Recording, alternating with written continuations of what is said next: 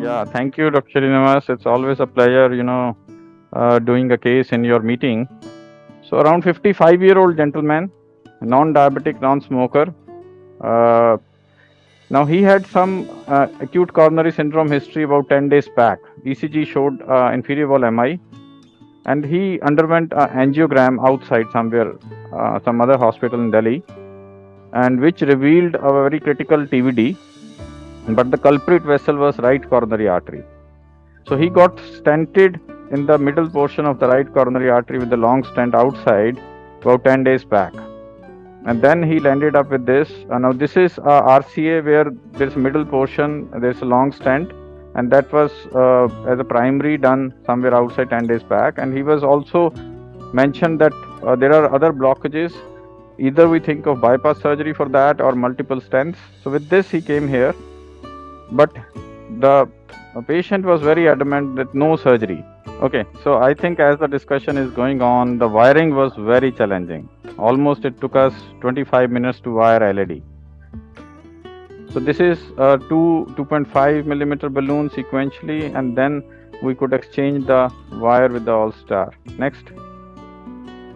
So this is a All-Star wire coming down, and it was relatively fine, easy.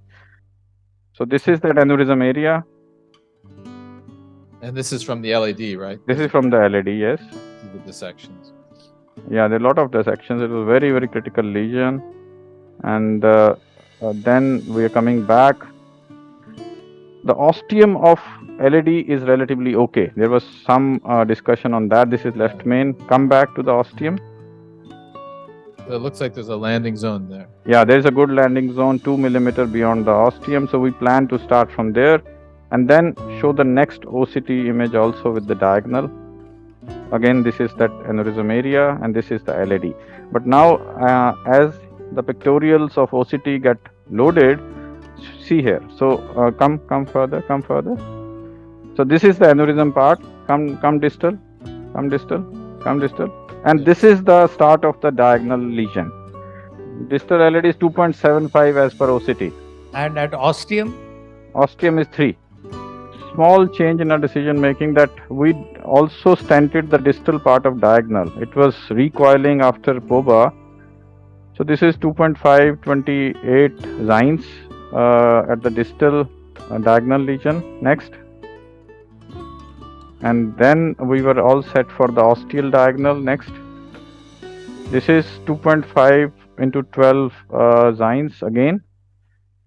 We were very particular in keeping it just at the aneurysmal neck. I mean, just small half a millimeter into the aneurysm. And this is simultaneously we kept the stent in the LED. But since this is not interfering with each other, there should not be an issue. We could have taken later also. So next. So this is diagonal ostial placement. Next. There was some residual. We took a small balloon, 2.75, almost went up till 20 atmospheres. It's quite a fibrotic lesion there. Next. And this is how it looked. Diagonal taken care. We took out the wire at this point. So there looks small pinching at that aneurysm point. But then we have done a OCT into the LED and that shows that point where diagonal is taking off from that aneurysm. Okay, so this is that aneurysm part. Yep. And see, now that pinching, I'll show you another iliocranial view also, but it looks okay. So now this aneurysm is connecting the LED and diagonal, and then diagonal is taking off from that aneurysm. Looks okay. Yeah. So we took 2.75 based on the distal LED size, but then we have post dilated by 3O balloon up till 20 atmospheres.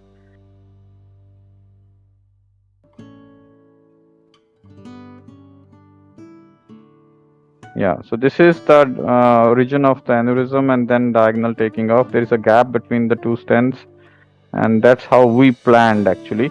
So no idea. Once we know that even if we have come back, we couldn't have opposed the diagonal stent, and it was giving us a small cushion then to avoid the jumbled up, crushing of the stents there.